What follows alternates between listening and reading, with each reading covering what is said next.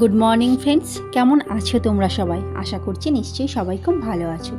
তো আজকে বুধবার আর সকাল থেকেই ব্লগটা শুরু করলাম।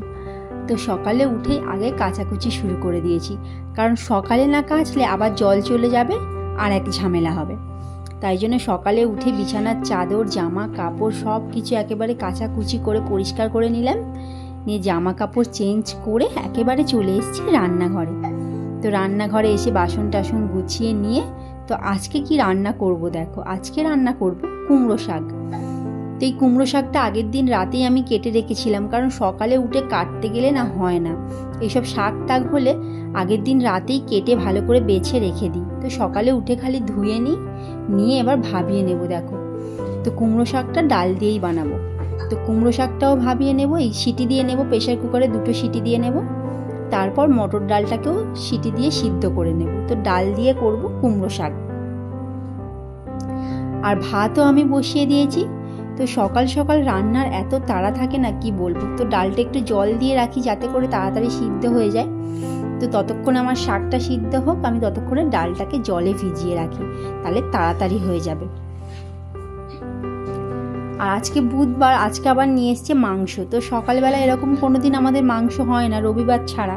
তো রবিবার করেই ছুটির দিনে হয়। তো রবিবার যেহেতু খাওয়া হয়নি, তাই জন্য আজকে বুধবার মাংস নিয়ে চলে এসছে। তো আদা রসুন টসুন সব বাটাই আছে।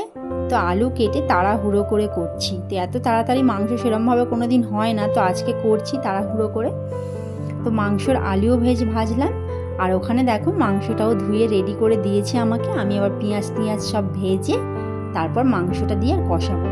তো ফ্রিজে দেখলাম না একটুখানি ক্যাপসিকামও ছিল, তাই জন্য ভাবলাম অল্প একটু দিয়েই দিই। তো ক্যাপসিকাম দিলে না মাংসতে একটা আলাদাই সেন্ট আসে, তাই না?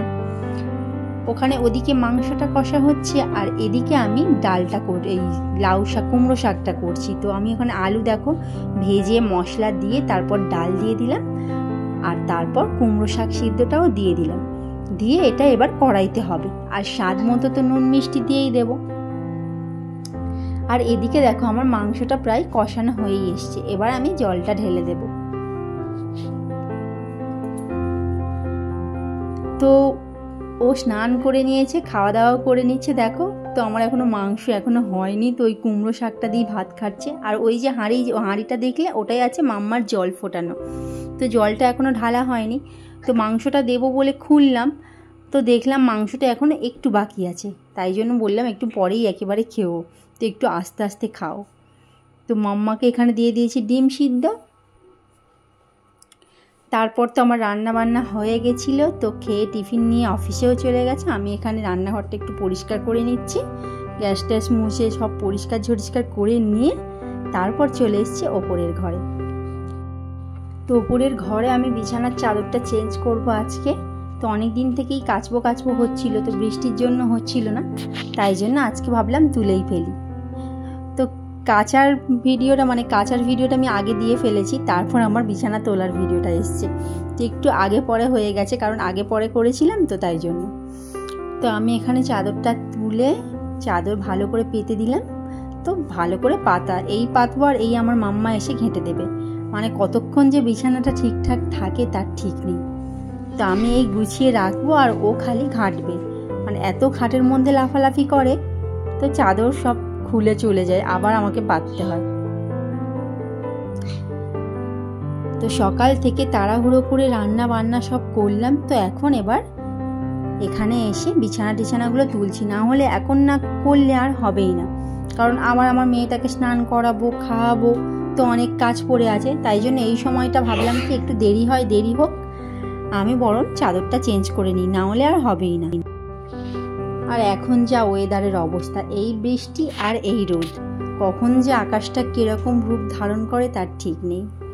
তো আমার এখানে বিছানার চাদর পেতে সব গুছিয়ে গাছিয়ে কমপ্লিট হয়ে গেল। তো মাম্মার জামাগুলো এখানে ছিল, অনেক জামা শুকনো হয়ে গেছে। তো ভাবলাম একটু ভাঁজ করে নিই। তো ভাঁজ করা হচ্ছে না, তা এই সুযোগে ভাবলাম ভাঁজটা করেই নিই। তো জামা কাপড়গুলো গুছিয়ে রাখি, না হলে না পরানোর সময় খুঁজে পাওয়া যায় না, এখানে ওখানে থাকে তো খুঁজে পাওয়া যায় না। তো গুছিয়ে একটা জায়গায় রাখলে সব পরানোর সময় পাওয়া যায়। তো ওপর নিচ করা হয়, তো তাই জন্য পরানোর সময় খুব অসুবিধা হয়। তো এক জায়গায় রাখি, যখন নিচে নিয়ে যাব তো এবার আমি এই গ্রিলগুলো অনেক দিন থেকে ধুলো পড়েছে, তো ভাবলাম একটু পরিষ্কার করে নিই। তো ঝাঁটা দিয়ে দিয়ে একটু ঝেড়ে ঝেড়ে, তো একটু হালকা করে ঝাঁটা দিয়ে দিয়ে ঝেড়ে ঝেড়ে নিচ্ছি। নিয়ে তো আমার স্বাদের গাছগুলো আছে, তো গাছগুলোতে আবার একটু জল দিতে হবে। তো জল দিয়ে ঘর ঝাড় দিয়ে পরিষ্কার করে তারপর আবার নিচে যাব। তো গাছগুলো দেখো এখানে তো বেলফুল গাছে আবার কুড়ি এসছে। তো গাছগুলো একটু জল দিয়ে দিই, কারণ বারান্দায় তো সবসময় বৃষ্টিটা আসে না, তো জল আমাকে প্রতিদিন দিতেই হয়। তো অনেক সময় ঝাপটা আসলে তখন গাছে জল পড়ে, মানে বৃষ্টির জল, না হলে সবসময় এখানে জল দিতেই হয়।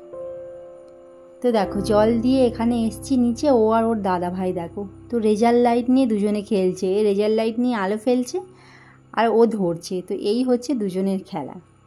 তো তারপর নিয়ে স্নান করিয়ে দিলাম। তো স্নান করিয়ে এখানে আমি ভাত খাওয়াতে এসেছি। তো দেখো মুখে ঢাকা দিয়ে পান পাতা সরানোর মতো করে কেমন করছে দেখ।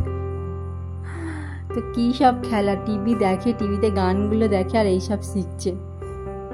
তো মুখটা ঢাকা দিচ্ছে আর খুলছে। তো একবার করে মুখ খুলবে আর আমি খাবার দেবো, এই কথা হয়েছে আর কি। তো ওকে খাইয়ে টাইয়ে আমিও স্নান করে খাওয়া দাওয়া করে নিয়ে তো ওকে ভাবলাম একটু লেবুর রসটা করে দিই।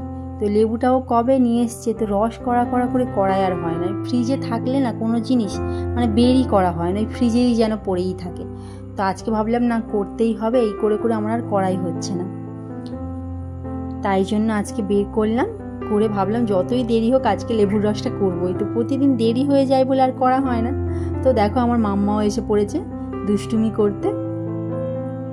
তো লেবুটাকে নিয়ে এই ফেললো বলে তো আমি হাত থেকে নিয়ে নিলাম, তারপর ধরে টানাটানি করছে ছুরি। মানে কিভাবে কি দুষ্টুমি করা যায়, এক বিন্দু মানে স্থির থাকে না এক ফোঁটাও, কতক্ষণে কি দুষ্টুমি করবো ওর খালি সেই চিন্তা ভাবনা। তো তারপর দেখো এটা বিকালের ভিডিও। তো বিকালে দেখো বাজার করে নিয়ে এসছে, আজকে খালি ফল নিয়ে এসছে, আনারস, আপেল, আম আর একটা ক্যাপসিকাম নিয়ে এসছে। আর এখানে কি আছে দেখি দাঁড়াও। তো মিষ্টির দোকান থেকে মাম্মার জন্য না আমাদের জন্য, এই আমাদের জন্য নিয়ে এসছে বোঁদে। তো এই বাজার হয়েছে আজকে। এবার সন্ধেবেলা মাম্মাকে পড়াতে বসিয়েছি। আর ওর দাদা ভাই দেখো কত লজেন্স কত কি দিয়ে গেছে। তো ওরা দার্জিলিং গেছিলো, তো ওখান থেকেই নিয়ে এসছে। তো লজেন্স, ক্যান্ডি সব কিছু দিয়ে গেছে। আর একটা কি মার্শম্যালো, এটাকে মার্শম্যালো তো কোনোদিন খাইনি, এই ফার্স্ট টাইম খেয়ে দেখলাম। কি স্পঞ্জের মতো জানো তো, মানে গালে দিলেই গলে যাচ্ছে, অথচ দেখতে সেই ঠিক ইরেজারের মতো। তো খেতে খারাপ নয়, ভালোই। তো আর এইটা তো আমার মাম্মা খেতেই পারেনি, নিয়েছে তো একটুখানি খেয়ে আবার রেখে দিয়েছে। তো বন্ধুরা আজকে ভিডিওটা এখানেই শেষ করলাম। ভালো লাগলে একটা লাইক করো।